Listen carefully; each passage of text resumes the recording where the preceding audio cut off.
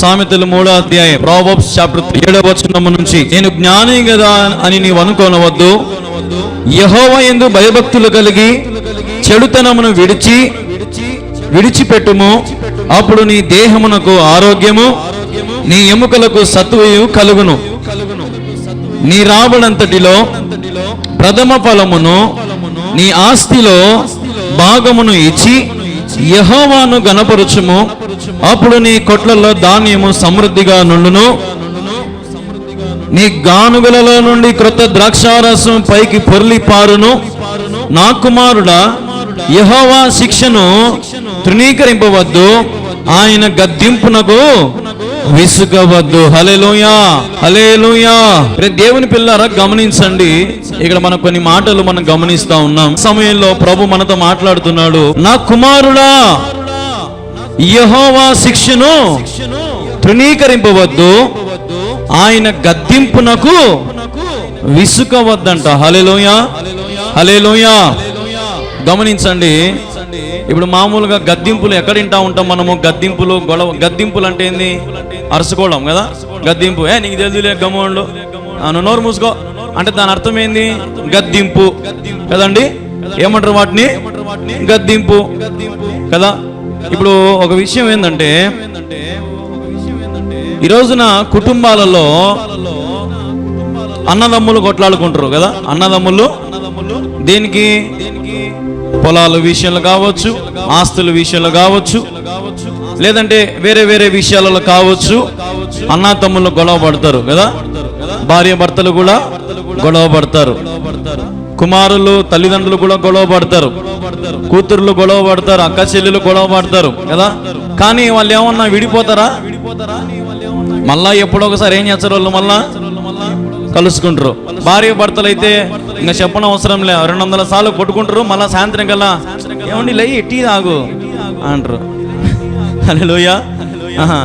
ఉదయం అంతా మూతులు ముక్కులని తిప్పుకుంటారు. రాత్రి సాయంత్రం కాగానే లే ఇంకా చాలు కానీ టీ తాగు, ఏం చేయమంటో చెప్పు అంటారు. హల్లెలూయా. కానీ దేవుని సన్నిధికి వచ్చినప్పుడు మాత్రము మనం ఏమవుతామంటే విసుగుపడతాం. ఏం పడతాము? విసుగుపడతాం. అన్నదమ్ములు కలుసుకుంటా ఉన్నారు, భార్య భర్తలు కలుసుకుంటారు. గొడవలు పడినప్పుడు ఎన్నో రకాలుగా ఏమేమి ఇంట్లో గొడవలు జరిగినా, బేటలతో గొడవలు జరిగినా, అవమానాలు వచ్చినా, నిందలు వచ్చినా, వాడిని ముందర తూ అని మూసినా సరే మళ్ళీ లాస్ట్కి వాడిని మళ్ళీ ఏం చేస్తాం? మనం కలుసుకుంటాం కదా. కానీ దేవుని కాడికి వచ్చేసరికి మాత్రము ఆ సంఘంలో ఒకరోజు ఒక పాస్టరయ్య ఒక సంఘంలో ఒక వ్యక్తిని అడిగినాడంట. ఏమయ్యా, నీ కొడుకు రావడం లేదే ప్రార్థనకు, నువ్వు బాగా వస్తున్నావే ప్రతి వారము, నీ కొడుకు ఎందుకు రాలేదయ్యా అని పాస్టరయ్య అడిగినాడంట. ఎవరిని? ఆ చర్చికి వచ్చేటువంటి ఒక వ్యక్తిని అడిగినాడంట. అడిగినప్పుడు ఆ వ్యక్తి అన్నాడంట, ఎవరో పోయిన వారము అన్నాలు పెట్టేటప్పుడు మా కొడుకుని ఏదో అన్నారంట, అన్నం పెట్టేటప్పుడు, అందుకు మా వాడు అలిగినాడు, విసుగుపడి రారా అంటే నేను రాను అంటా ఉన్నాడు, అందుకని ఇంకా మన ఇంటికాడ వదిలిపెట్టి మేము వచ్చినాం అన్నా అని అన్నాడంట. అంటే ఇప్పుడు మనం ఎక్కడ అలుగుతా ఉన్నాం? ఎక్కడ విసుగుపడతా ఉన్నాం? మనం ఎవరితో? దేవునితో. దేవునికి వ్యతిరేకంగా ఉండి మనం ఏమైనా సాధించగలుగుతామా? హల్లెలూయా. ఏమైనా సరే నీవు నేను దేవునికి వ్యతిరేకముగా ఉండి మనము సాధించగలుగుతామా? ఈరోజు మనుషులు కొట్టుకుంటారు, తిట్టుకుంటారు, సాయంత్రకాలం కలిసిపోతా ఉన్నారు. కానీ దేవుని సన్నిధి విషయంలో మాత్రం ఎందుకు మనము దూరం అయిపోతా ఉన్నాము? ఎందుకు మనం విసిగిపోతా ఉన్నాము? ఎందుకు మనం ఆయన గద్దింపుకు లోబడంలా? ఎందుకు సేవకుడు వాక్యముతో మిమ్మల్ని గద్దించినప్పుడు ఎందుకు మనం లోపడడం లేదు? ఎందుకు మనం సంఘాలు మానుకుంటా ఉన్నాము? కాపరిని మార్చుకుంటా ఉన్నాము? నీకే నష్టము దేవునికి వ్యతిరేకంగా వెళ్తే. అందుకంటున్నాడు కదా, నా కుమారుడా, యెహోవా శిక్షను తృణీకరింపవద్దు, ఆయన గద్దింపునకు విసుగవద్దు. హల్లెలూయా, హల్లెలూయా, హల్లెలూయా. దేవుని పిల్లలారా, చదవండి ఒకసారి 8వ వచనం, 7వ వచనం చూడండి ఒకసారి. 7వ వచనం చదవండి ఒకసారి అందరూ. నేను జ్ఞానిని కదా అని నీవు అనుకొనవద్దు, యెహోవా యందు భయభక్తులు కలిగి చెడుతనము విడిచిపెట్టుము. హల్లెలూయా. ఏమనుందా? చెడుతనం విడిచిపెట్టండి అనుందా? విడిచిపెట్టుము అనుందా? విడిచిపెట్టుము అంటే ఏంది? ఇప్పుడే దాన్ని వదిలేయాలా. హల్లెలూయా, హల్లెలూయా. చెడుతనమును నీవు నేడే విసర్జించి, చెడుతనమును నేడే నువ్వు అసహించుకొని ప్రభువుకు లోబడి ప్రభువుకు తగినట్టుగా నువ్వు నడుచుకోవాలా. నేను జ్ఞానిని కదా అని నువ్వు అనుకోకూడదు. దేవుడు నిన్ను గద్దించినప్పుడు, దేవుడు నిన్ను శిక్షించినప్పుడు నీవు దేవుని గద్దింపునకు, దేవుని శిక్షకు నువ్వేం కావాలంటే లోబడాలా. ఈ రోజున దేవుడు నిన్ను పిలుస్తాడు పేరు పెట్టి. హల్లెలూయా. ఏం చేస్తాడు? దేవుడు నిన్ను పేరు పెట్టి నిన్ను పిలుస్తాడు. పిలిచినప్పుడు చెప్పండి ప్రభువా అని అంటే బాగుంటది, లోబడితే బాగుంటది. మనమేం చేస్తామంటే ఏమన్నీ నాకే చెప్తావు, వాళ్ళకి చెప్పొచ్చు కదా. ప్రతి పని దేవుని సంఘంలో నేనే చేయాలన్నా, నేనే ముందుకు రావాలన్నా, నాకు భార్య లేరా బిడ్డలు లేరా, ఎంతో మంది సంఘానికి వచ్చిపోతా ఉంటారు, ఏందని నాకే చెప్తావు నువ్వు అని మనం ఆయన మీదకి విసుగుపడతా ఉంటాం. దేవుని పని చేయడానికి మనము అలక్ష్యం చేస్తూ ఉంటాం, నిర్లక్ష్యం చేస్తూ ఉంటాం. దేవునితో సాంగత్యం చేయడం, దేవునితో సాంగత్యం చేయటువంటి వారిగా మనం ఉన్నాము. దేవుని పిల్లలారా, ఇక్కడ దేవుడు అంటా ఉన్నాడు. అదే మనకు దేవుడు ఈరోజు మనతో మాట్లాడుతున్న మాట అదే. ఏమంటున్నాడు చూడండి ఒకసారి, 8వ వచనం. అప్పుడు నీ దేహమునకు ఆరోగ్యమును, నీ ఎముకలకు ఏం కలుగుతుందంట? సత్తువ కలుగుతుందంట. హల్లెలూయా, హల్లెలూయా. దేవుని మాటకు లోబడితే, దేవునిని పిలిచినప్పుడు ఆయనకు వ్యతిరేక మాట చెప్పి ఆయనకు దూరం అయిపోయి ఆయన సన్నిధికి రాక ఆయన మాటకు లోపడక తప్పించుకొని తిరుగుతున్నటువంటి స్వభావం ఈరోజు మీలో ఉన్నదేమో. ఈరోజు దేవుడు నీతోనే శ్రేష్టంగా మాట్లాడుతూ ఉన్నాడు. దేవుని మాటకు ఎందరైతే లోబడి ఆయన ఎందుకు భయభక్తులు కలిగి ఉంటారో దేవుడు వారికి ఆరోగ్యమును, ఎముకలకు సత్తువు కలుగు చేస్తానంటున్నాడు ఆయన. హల్లెలూయా, హల్లెలూయా. ఆరోగ్యం ఉంటే ఎంతైనా సంపాదించుకోవచ్చు. ఆరోగ్యం లేకపోతే ఏమైనా సంపాదించుకోగలుగుతామా? ఏం సంపాదించుకోలేం. అసలు చెప్పాలంటే మనము ఇంకా ఒక మూలను ఉన్నట్టే ఇంకా పనికి రాకుండా కదా, వేస్ట్ అన్నమాట. ఆరోగ్యం లేకపోతే ఇంకా మనం ఏ దానికి పనికిరాం. ఊరికే మంచం మీద వనుకోవాల్సింది, ఇంట్లో అటు తిరగాల్సింది తప్పక మనల్ని ఒక్కడు కూడా పనిలో పెట్టుకోడు, పనికి రమ్మన్నాడు కూడా కదా. ఈరోజు మరి నువ్వు జ్ఞానివని అనుకుంటా ఉన్నావు? దేవుడు అంటున్నాడు, నీవు నా యందు భయభక్తులు కలిగి ఉంటే 9వ వచనం. నీ రాబడంతటిలో ప్రతిఫలము, నీ ఆస్తుల భాగం ఇచ్చి యెహోవాను గణపరచుమప్పుడు నీ కొట్లలో ధాన్యము సమృద్ధిగా నుండును. నీ గానుగల నుండి కొత్త ద్రాక్షారసం పైకి పొర్లి పారును. హల్లెలూయా, హల్లెలూయా. దేవుడు అంటున్నాడు, నీ జీవితంలో నువ్వు లోబడి ప్రభు వైపు తిరిగినప్పుడు నువ్వు ఖచ్చితంగా ప్రభు పనికి పూనుకోవాలా. ప్రభు పనికి నువ్వు సహకరించే వ్యక్తిగా ఉండాలా. ప్రభు పనికి నీవు పూనుకునే వ్యక్తిరాలుగా నువ్వు ఉండాలా. హల్లెలూయా. అంటున్నాను, నాకేమో దేవునికి ఇయ్యాలే అన్నా, చర్చి కడుతున్నావు, నాకేమో ఇయ్యాలనే ఉందన్నా, కానీ పరిస్థితులు బాగలేవన్నా, శ్రమల్లో ఉండమన్నా, అప్పుల్లో ఉండమన్నా. ఇప్పుడు దేవుడు ఏమన్నాడు? మీకు లోకంలో శ్రమలు కలుగును అన్నాడు కదా. దేవుడే ఏమంటున్నాడు? అమ్మ లోకంలో మనకి ఏముంటాయంట? సుఖం ఉంటుందని చెప్పిన దేవుడు ఏమన్నా? దేవుడే అంటున్నాడు ఏమని, మీకు ఈ లోకములో శ్రమలు ఉంటాయి. మీరు బాగా ఒక్కరోజు ఉంటే 10 రోజులు ఎడుగుతారు. మీరు వాస్తవం కదా. ఒక్కరోజు మనం సంతోషంగా బతికి సంతోషంగా 3 పూట్ల లేదంటే ఆ రోజు అంతా బాగా గడిచిపోయింది అనుకో, ఇంకా మరుసటి రోజు నుంచి మనకు మళ్ళా స్టార్ట్ మ్యూజిక్. ఈరోజు ఎంతో మంది తిరుగుతూ ఉంటారు, ఎంతో మంది తాగుతూ ఉంటారు, తిరుగుతూ ఉంటారు, ఎంతో మంది ఎంజాయ్గా ఉంటారు, సినిమాలకు పోతారు, షికారులకు పోతారు. ఈరోజు డబ్బంతా ఖర్చు పెట్టుకొని సంతోషం కోసం ప్రయాసపడతారు. రేపొద్దున లేచనే పనులకు పోవాలా లేదా? ఈ వారం అంతా కూడా కష్టపడాలా లేదా? ఈ రోజు ఉండే సంతోషం రేపు ఉంటుందా? మన్నాడు ఉంటుందా? ఉండదు. ఈరోజు దేవుడు మీకు చెప్తున్న మాట ఇదే. అందుకే నువ్వు ప్రభు విషయంలో నీకు కలిగిన దాంట్లో ప్రభుకి ఇవ్వాలా. నీ శ్రమ ప్రభుకి, నీ శ్రమను ప్రభుకి ఇవ్వు, నీ కష్టం ప్రభుకి ఇవ్వు, నీ రాబడిలో దశభాగం అంటే ఇవ్వు, నీ జీవితం ప్రభుకి ఇవ్వు, నీ ఆలోచనలు, నీ తలంపులు, నీ క్రియలు, నీ తలాంతులు ప్రభుకిచ్చి ప్రభుని మహింపరచు. హల్లెలూయా, హల్లెలూయా. అప్పుడు ఏం జరుగుతుందంట? నీ గానుగల నుండి కొత్త ద్రాక్షారసం పైకి పొర్లి ఎక్కడికి పొర్లుతుందంట? పైకి పొర్లుతుందంట.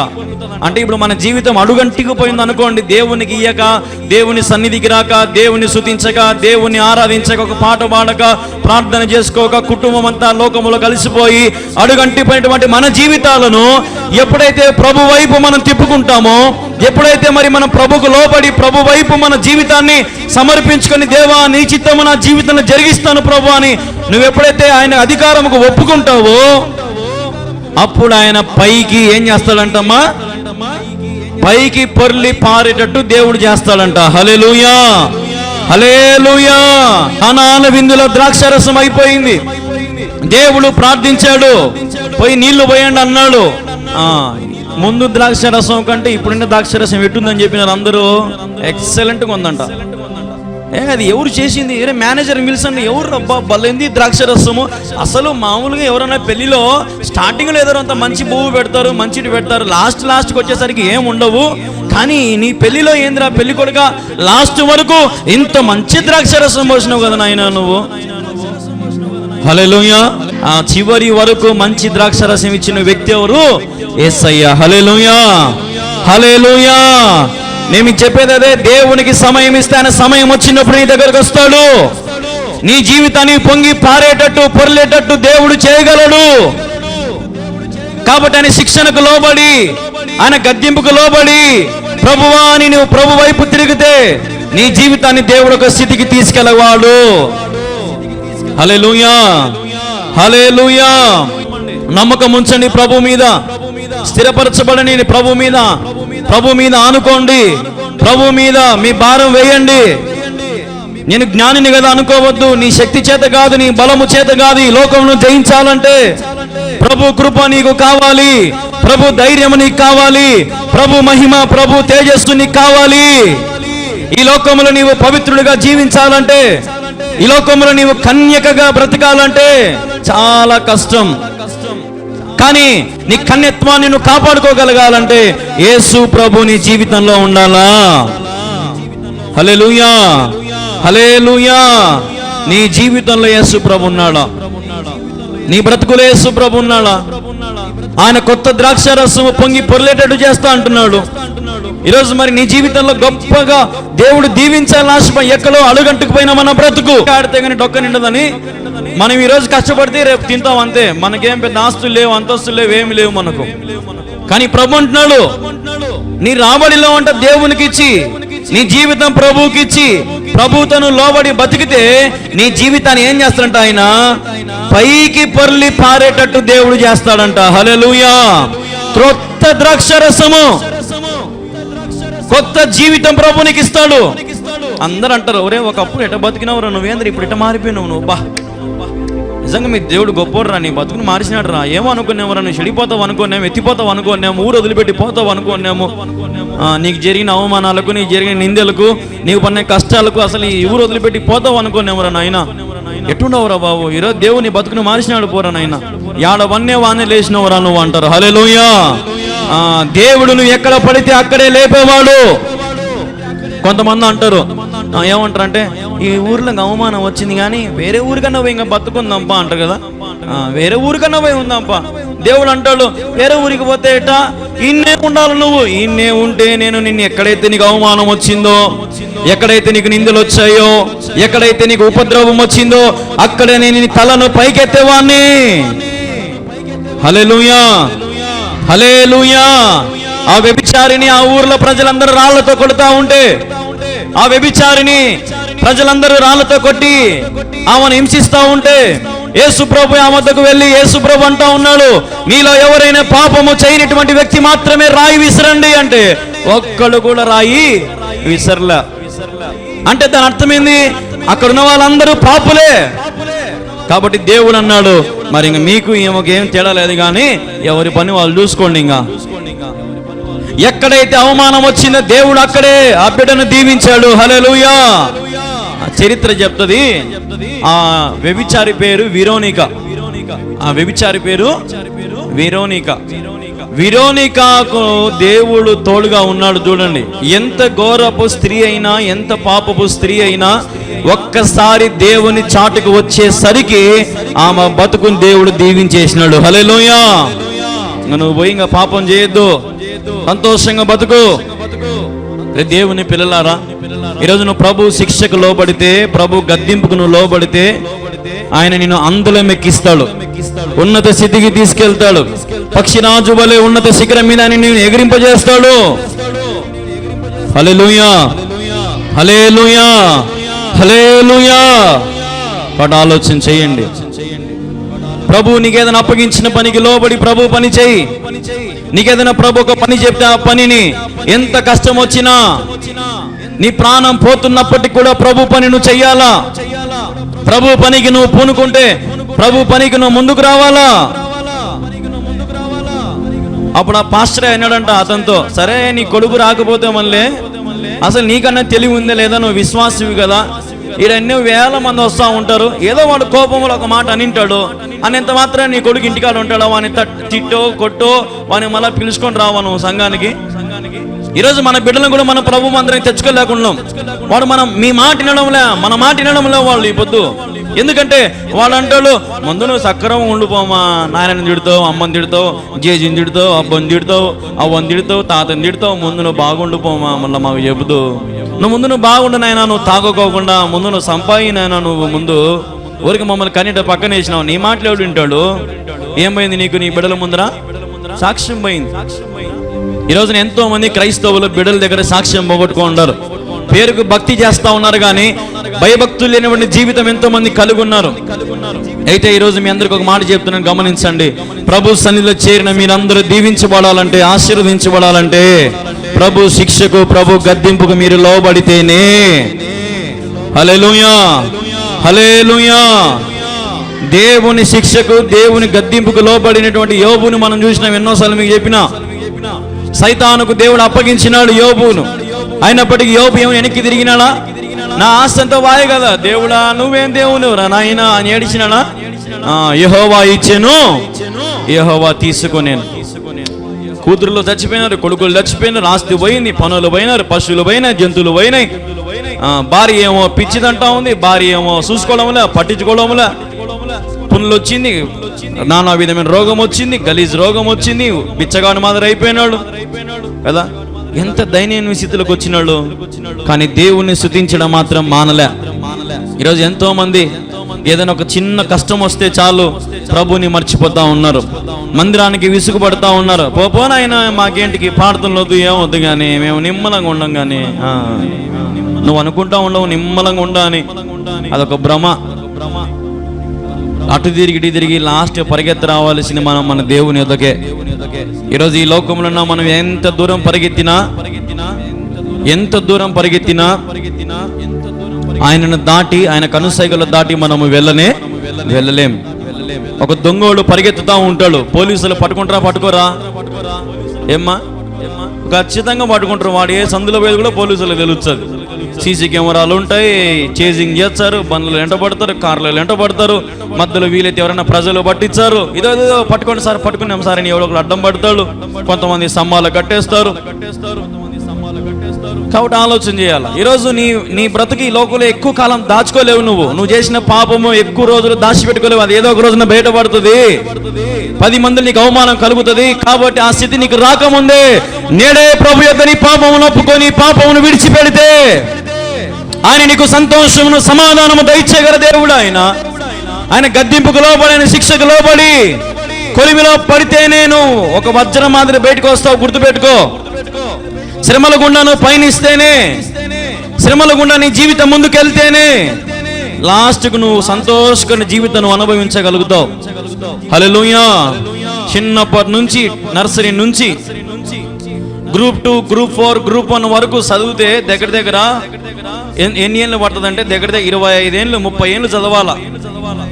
ఆ 30 ఏళ్ళు రాత్రింపగలు కష్టపడి ఊగి చదివి నిద్ర మేలుకొని ఉపవాసాలు ఉండి చదివితే 30 ఏళ్ళ తర్వాత అతని చదువును బట్టి, అతని జ్ఞానాన్ని బట్టి కలెక్టర్ ఉద్యోగం సంపాదించుకుంటాడు. ఏం ఉద్యోగం సంపాదించుకుంటాడు?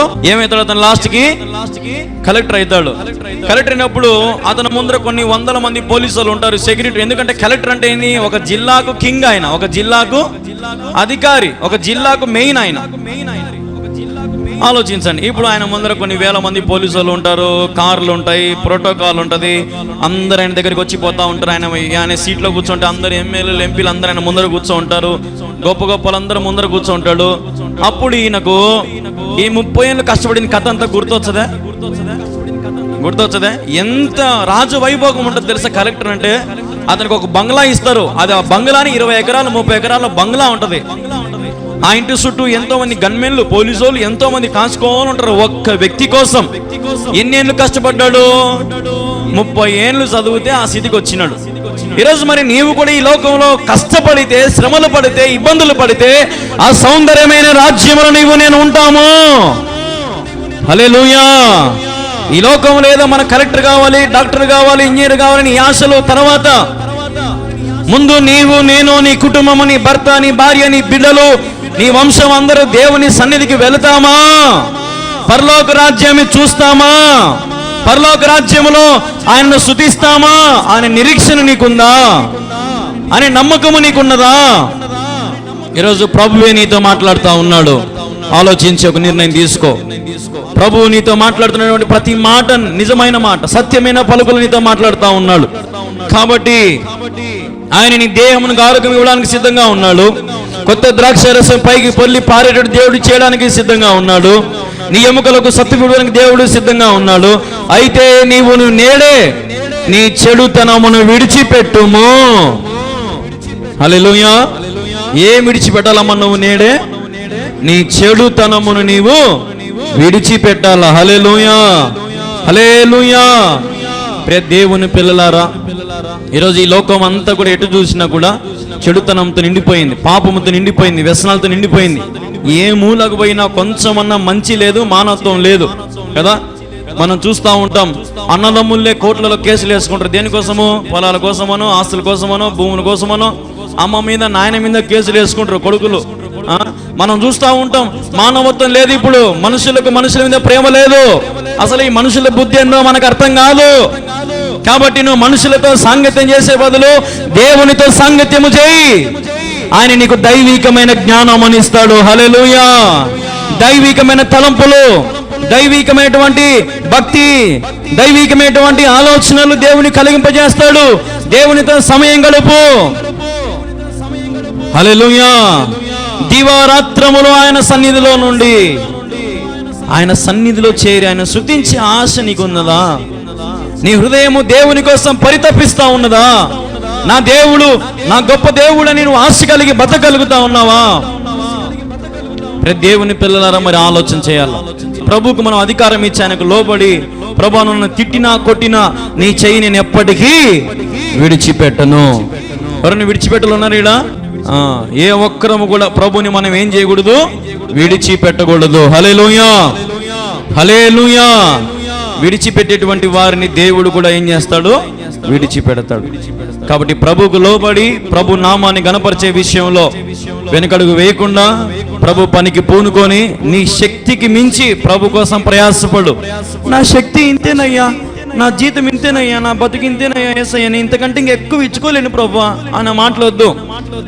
శక్తికి మించి నువ్వు ప్రయాసపడాల దేవుని కోసం. అలుపెరగని పోరాటం నువ్వు ప్రభు కోసం పోరాడాలా.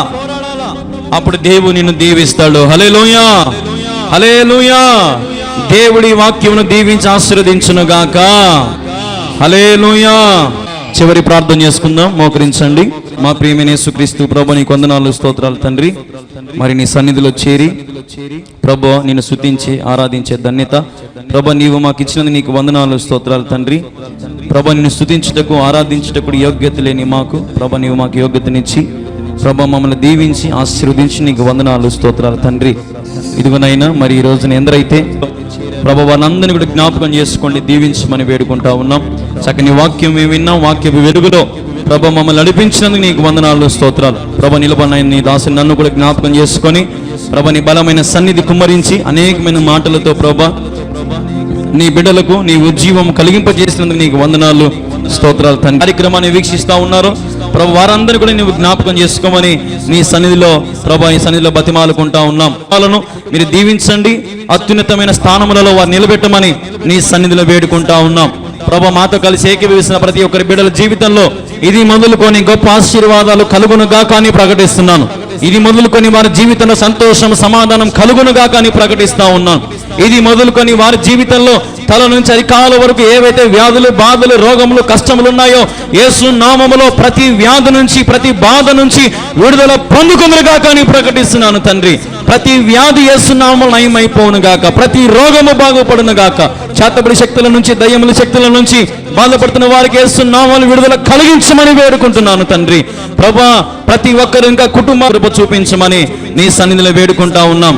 నీ కృప ప్రభా నీ బిడ్డల మీద విస్తరింపజేసి వారిని అందరినీ కూడా నీవే దీవించమని ఆశీర్వదించమని నీ సన్నిధిలో వేడుకుంటూ మా మీద మెండుగా కుమరించమని ప్రభా నీవే సహాయము చేయమని వేడుకుంటూ అతి శ్రేష్టమైన యేసు క్రీస్తు నామములో ప్రార్థించి స్తుతించి అడిగి వేడుకుంటా ఉన్నాము తండ్రి. బలపరిచి స్థిరపరచునుగాక. ఆమేన్ ఆమేన్ ఆమేన్. అందరికీ వందనాలు.